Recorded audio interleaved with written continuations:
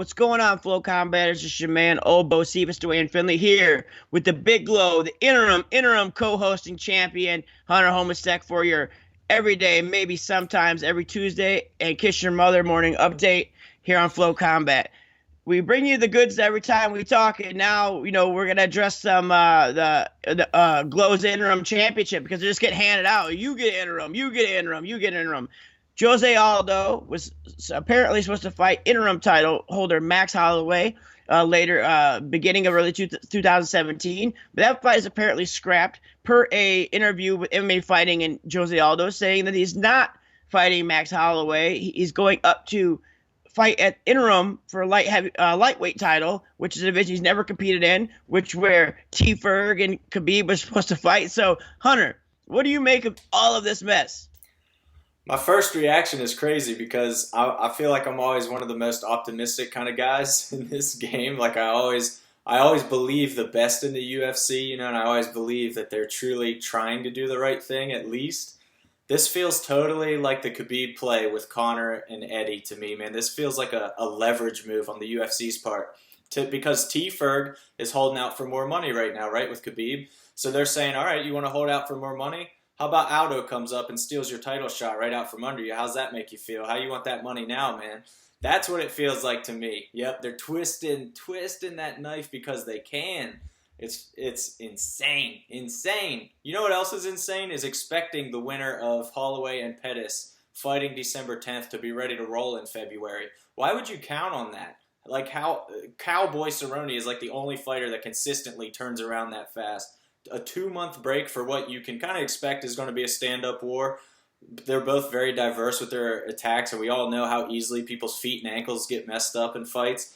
Like, you almost always need time off after a fight like that. So for them to bank on that in the first place was kind of silly. Now they're doubling down on the silliness with this Aldo stuff. I don't even know if I'm mad at Aldo or the UFC, but I'm mad at somebody. That's a new realm right there. You're gonna double down on the silliness. That's a double down right there on silly, and you can't do that much silly. But yeah, that's what the interim titles. It was a joke.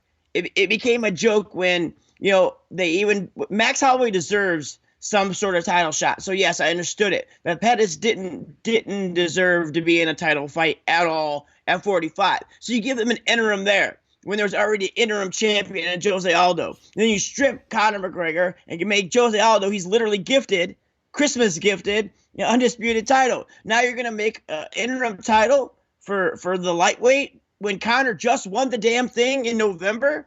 Come on, man. Like, I don't know if that's the UFC's, the new WME's new marketing ploy. Like, okay, look, we're going to make 12 events this next year, and all those 12 events are going to be title events. We're going to make a title. It's going to be like television champion, like old wrestling days, or alphabet soup, WBO, IBF, IBJJF, undisputed. No doubt. I mean, come on. It feels like the world's best pizza. Every town has the world's best pizza shop. It's like, who decided this title anyway? You guys just put that on your board. It's like you're literally fooling nobody. That pizza tastes like cardboard, and this title fight is like a cardboard belt, man. It's perfect. It's ridiculous. But can you feel this pizza? It's the best in Eugene, Oregon. Yeah. I went full Casey there. I'm sorry, but yeah. So it's ridiculous. And I just talked to Holloway a few days ago. He's frustrated because Aldo keeps trying to manipulate this dialogue, and that's what it could be at the end of the day too. Aldo's been saying some crazy shit for the past year and a half. Oh, I'm gonna retire if I don't get my way. Oh, I'm gonna do this. I'm gonna do that. The Jose Aldo, the poise and the mystique around that man and the respect is all dwindling. It's all chipping away, and it all happened after Conor McGregor, and that's sad. I mean, it's almost Rousey-esque. Would you say, like the way people start to see Jose Aldo?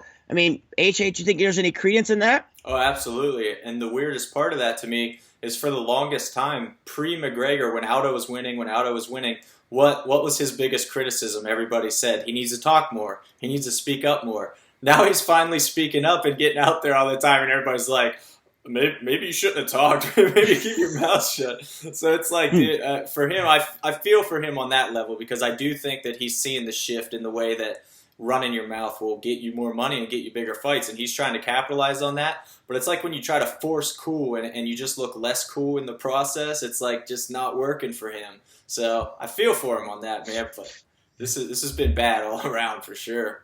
You know, it's like that, like, buddy, and you're like, man, he likes a girl, and you're like, just talk to her. Just talk to her. And then the guy's like, Mom, my balls are big. And you're like, shut up, Tim. He didn't mean it. Dragging him away by the collar, yeah. Get him out of there. Get him out of there. Yeah. Get me out of here. Sorry, ma'am. Yeah, that's how it is. So I think I had hope. You know, after all the bullshit that 145 went through in 2016, which is a great division, I had hope that things would just even out and then 2017 would be badass. But now, I mean, what do you do? If Aldo's gone, do you say, hey, Frank Yeager, it's time to fight Max Holloway? Because that's a great fight. But I don't feel like that fight doesn't even feel like it's right yet. You know, so I don't know. Let's get that figured out, and hopefully they will. You know, also, so moving on to social medias, we want to say thank you for keeping the chatter going on Submission Underground 2. It's been a good 2 weeks on Twitter after the event, and people are still talking about it because now we're starting to heat up towards Submission Underground 3. All your feedback is welcome, and we love the matchups you guys have been proposing. We've been getting a lot of interest from fighters hitting us up saying, hey, I want to get on that card, and that's going to give us some excellent options. So please keep it coming. Please keep hit us up at Duane Finley MMA, at Hunter Homistek, is it Hunter H? Is that what it is? Hunter A. Homistek. Hey, got that middle initial in there to be so pretentious, you know, like all the other writers. That's what all the cool writers do. I put the pretentious letters at the end of my name like a jabron. Nice. Like Duane Finley MMA, because the other Duane Finley is squatting on that Twitter and I can't get it, even though I'm the one that's verified. I don't know. So, Hunter, what else we got to talk about today?